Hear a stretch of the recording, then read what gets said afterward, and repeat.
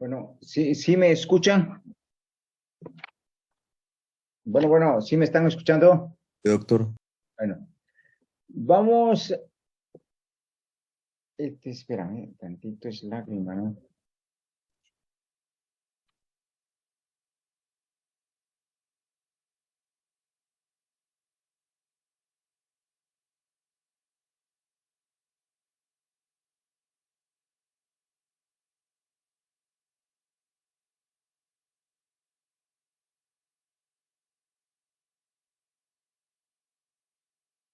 Bueno, no, aquí vamos a empezar porque aquí nos quedamos ayer, ¿no?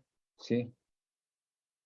Este, acuérdense que las funciones que tiene la lágrima y las pruebas que tiene la lágrima y para qué sirve, ¿no? Entre las pruebas que voy a estudiar para poder saber si tiene ojo seco o no tiene ojo seco el paciente, tengo que hacer lo más esencial. Como número uno, tengo que recordar que hacer la prueba de Schindler. Y la prueba de Schindler consiste en dos, en el 1 y en el 2. El Schindler 1 que se hace sin anestesia y que valora la glándula principal. Y en el Schindler 2 que valora las glándulas accesorias, ¿no? Y de las glándulas accesorias son las de Krause y la de Wolfri, las dos, ¿sí? Bueno, de ahí tengo que hacer la tinción con fluoresceína, ¿sí? Y esa tinción de fluoresceína le tengo que poner fluoresceína para ver si tiñe o no tiñe, ¿no? De ahí la siguiente prueba sería el aclaramiento de la fluoresceína. La siguiente prueba sería el tiempo de ruptura lagrimal, que es otra prueba, ¿sí? También hago la rosa de Bengala, la tinción de rosa de Bengala. Determino la osmolaridad para saber cuántos milimoles tiene, ¿no? Y saber si es ojo seco o no es ojo seco, ¿sí?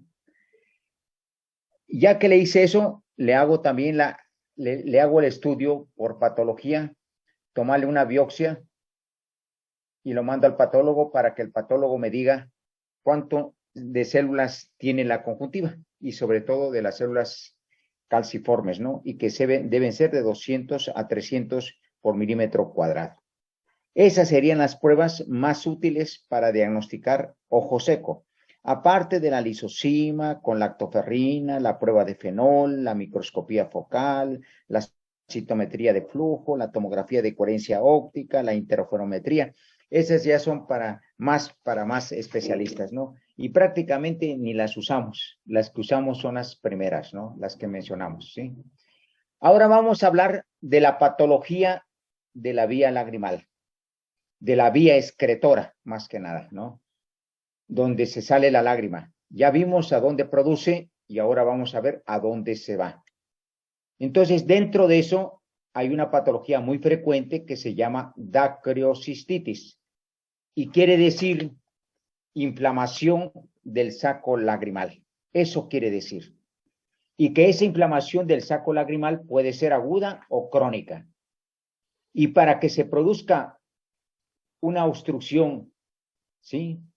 Para que se produzca este padecimiento de acrocistitis, debe haber una obstrucción o estasis del saco lagrimal. La vía excretora se compone de puntos lagrimales, conductillos lagrimales, conducto común, saco y el conducto lacrimonasal. Entonces, ahí puede haber alguna obstrucción o estasis del saco lagrimal. Ahora, recordando, orificio lagrimal superior, inferior, conductillos superior, inferior, conducto común, esto sería el saco y esto sería el conducto lacrimonasal. Entonces, en cualquier parte de esto puede haber una obstrucción y a eso le llamo dacrocistitis.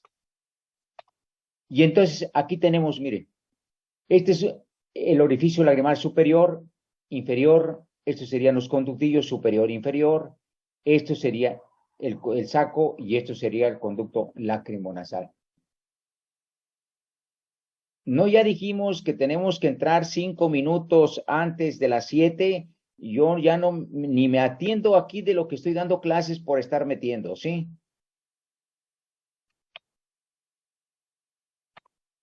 Y entonces, uno tiene que recordarse desde el punto de vista anatómico que la glándula lagrimal está localizada en el ángulo superoexterno de la órbita. Esta glándula lagrimal lo que produce es la lágrima, baña el ojo, ¿sí? Arrastra todo lo que tiene y se va a través del orificio lagrimal inferior y se viene al saco y se va al conducto lacrimonasal. Esa es la vía donde debe recorrer la lágrima, ¿no? Ahora, si esta lágrima que sale de la glándula lagrimal, ¿sí?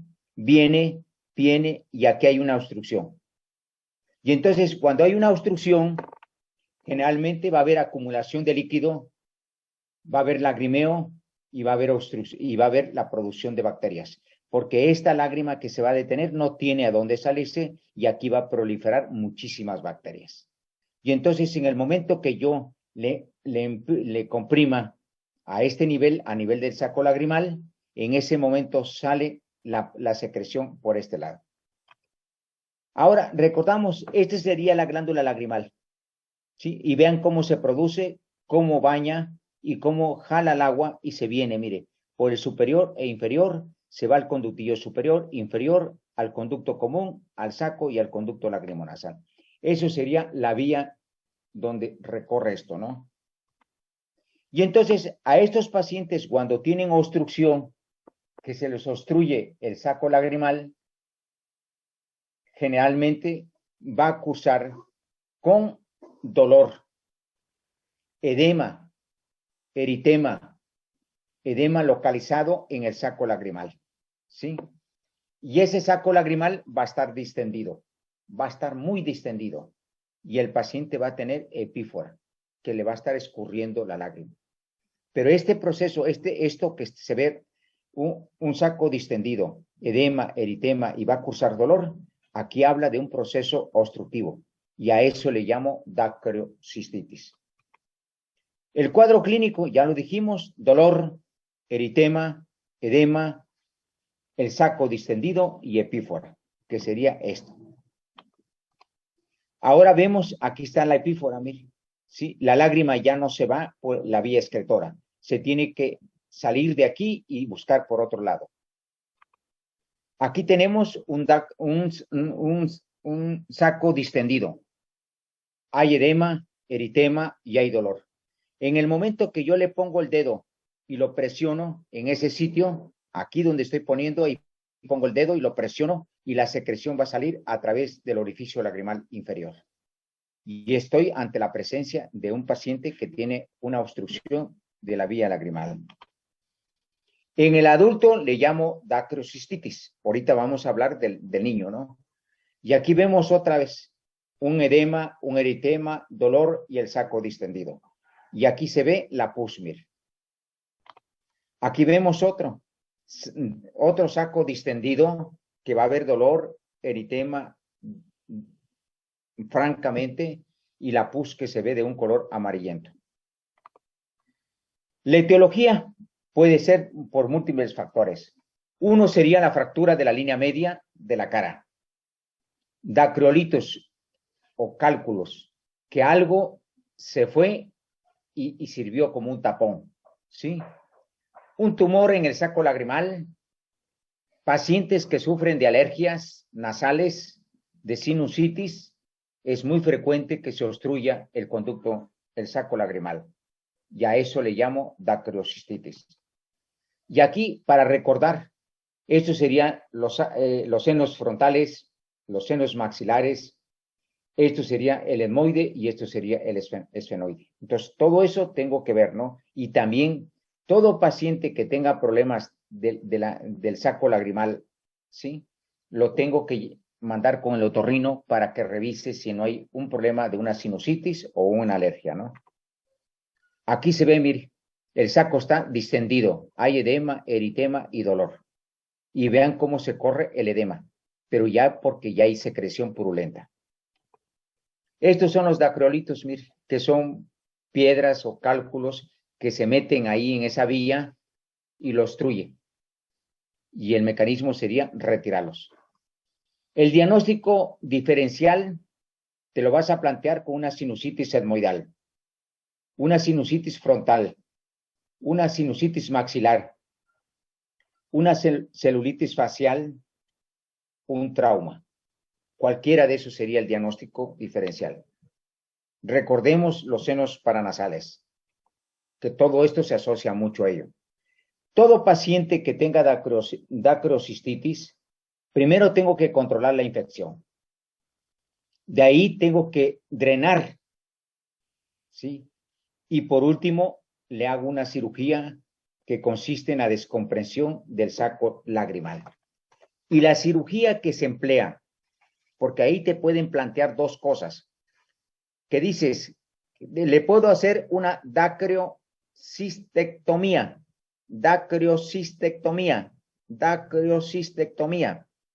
y ahí consiste en estripar parcial o total el saco lagrimal. Quiere decir que voy a retirar el saco lagrimal. ¿Sí? Eso quiere decir dacriocistectomía.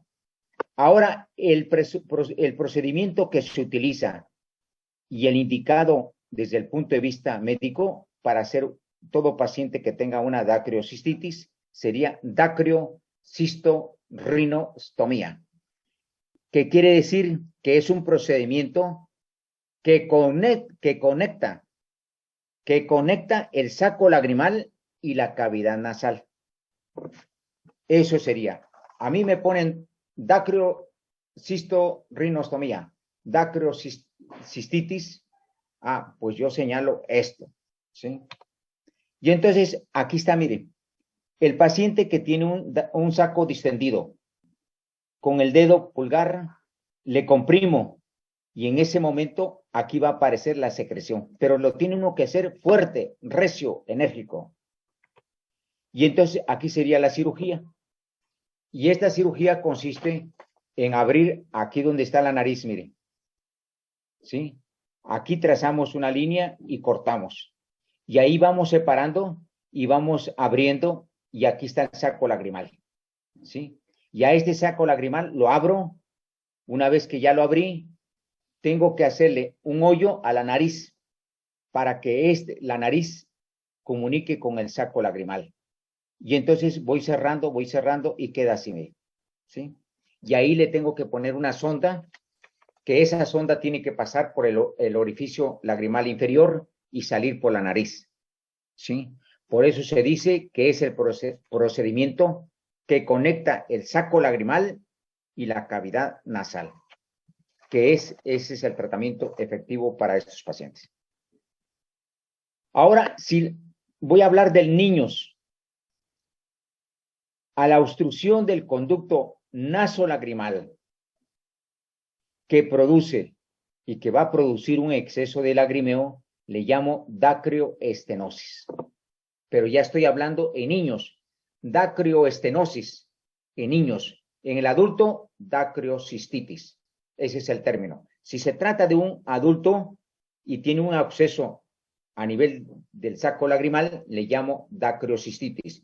Si aquí la vía lagrimal está obstruida, ¿sí? Porque el cuadro es semejante, le llamo dacrioestenosis congénita. ¿Por qué? Porque se trata de un niño. Ahora tengo acá, vuelvo a repasar la vía lagrimal, el orificio lagrimal superior, inferior, conductillo, conducto común, aquí apenas se ve, saco y el conducto lacrimonasal. Y a mí me dijeron, desde el punto de vista anatómico, que aquí hay dos tipos de obstrucción, ¿sí? Dos válvulas, la válvula de Asner y la válvula de Rosemuller. Y aquí es el sitio donde se obstruye con mayor frecuencia. Al obstruirse esto, se produce un saco distendido y este va a producir secreción purulenta. Hablando de dacrioestenosis congénita, la frecuencia es alta, de 2.6% en los recién nacidos y el 20% en lactantes. Un tercio de los casos es bilateral. El 90% de los casos, la curación es espontánea. Por eso tenemos que dejarlos hasta que se pueda resolver. Pero no también lo voy a resolver dejarlo por 1 año, 2 años, 3 años. No, máximo sería 6 meses. Si a los 6 meses no se resuelve, entonces ya procedo con la curación, ¿no? Y entonces aquí vemos lo mismo, como el saco está obstruido, mire. Y al obstruirse, produce acumulación de líquido, produce lagrimeo y hay producción de bacterias. Por eso, al tocar aquí, sale la secreción. Y entonces, a este niñito, mire, tiene una obstrucción en el conducto nasolagrimal. Y a este se le opera, se le reseca, mire, y vemos la obstrucción acá. Aquí está la obstrucción. Ahora, el cuadro clínico es semejante. Tiene edema, tiene eritema, tiene secreción mucopurulenta, hay irritación palpebral y hay dolor. Y entonces, la manera para comprobar el diagnóstico es hacerlo así, mire. Esto se está apretando recio, y ahí está saliendo la secreción mucopurulenta. Entonces, con eso haces el diagnóstico. Aquí tenemos, mire, un niño que tiene edema, eritema, ahí el saco está distendido y le duele. Entonces yo le aprieto y sale la secreción mucopurulenta. Aquí tenemos este niño, todas las mañanas la mamá refiere que tiene secreción mucopurulenta y sobre todo en un ojo y en el otro no. Entonces esto indica que está obstruida la vía lagrimal. El tratamiento para niños es el masaje. En segundo, le doy antibióticos. En tercero, le lavo la vía lagrimal. Le hago lavados de vía lagrimal. Le hago un sondeo de vía lagrimal.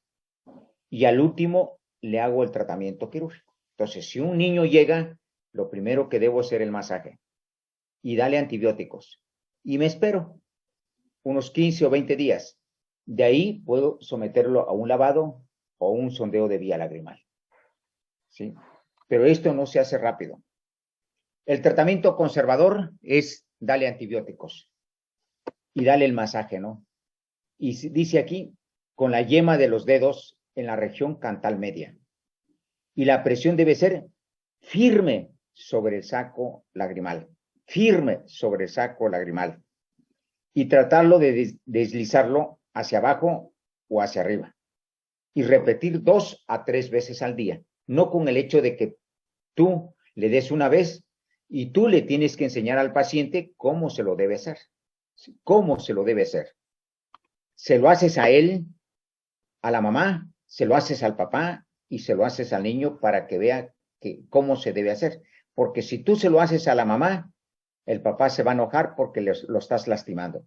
Y si tú le haces al papá, se enoja la mamá. Entonces le tienes que hacer a los tres, al niño, a la mamá y al papá, para que ellos le hagan esto, ¿no? Y vean cómo aquí está llorando el niño, miren. Y la presión es firme y la secreción está acá. Aquí está, miren. Y para esto, este médico debería cortarse las uñas, miren. Porque el niño se puede mover y entonces tú le puedes clavar la uña a nivel del ojo. Entonces, debe ser sin uñas, ¿no? Aquí tenemos, mire, otra forma cómo se presiona. Y aquí está la forma, otra forma cómo se presiona.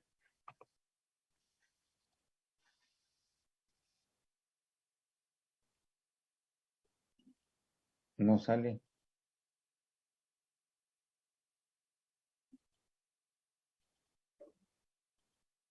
Hay un video, pero no jala, mire. Ahí está.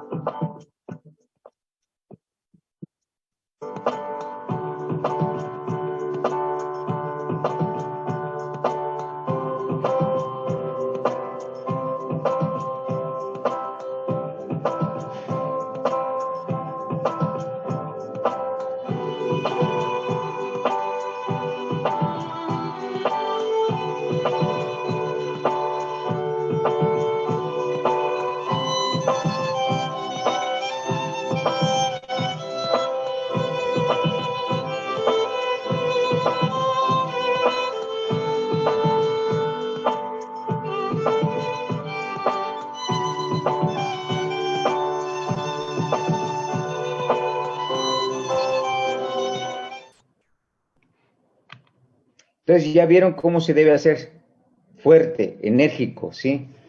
Entonces, más del 90% de estos padecimientos en niños se remiten en forma espontánea a las 6 semanas. A las 6 semanas. Si no se resuelve, entonces sí hago el sondeo lagrimal, ¿sí? Realizar masajes sobre el conducto nasolagrimal.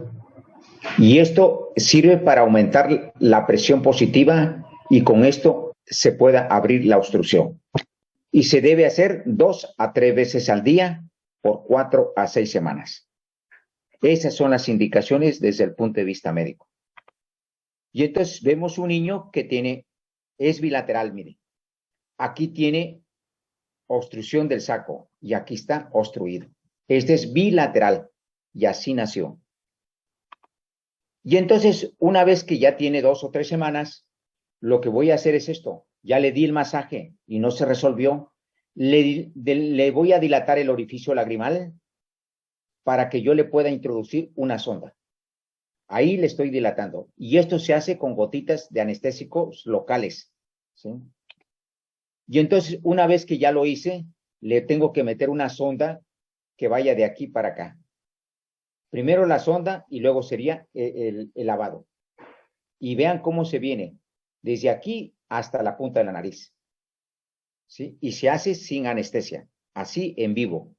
Y esto, el sondeo está indicado a los 6 meses de no resolución, de no obtener ningún resultado. Y este sondeo se puede repetir 2 o 3 veces. Y si no se resuelve, el paso siguiente sería la cirugía definitiva. ¿Y cuál sería la cirugía definitiva? Dacrio, cisto, rinostomía. Eso sería. Y entonces aquí se está haciendo el lavado, mire. Y se hace con antibióticos y con corticosteroides. Aquí vemos otro niño que tiene otro absceso. Y este niño está esperando para que se le haga el masaje o bien se le introduzca la sonda, ¿no? Está muy contento, fíjese. Entonces, lo primero es el masaje, los antibióticos, el masaje se debe, la presión tienes que hacerlo fuerte durante 10 segundos, 3 veces al día por un mes, ¿sí? Y vean cómo se viene aquí, ¿sí? Bueno, con esto terminamos este tema. Nos vemos mañana temprano a clases en escuela. Gracias. Gracias.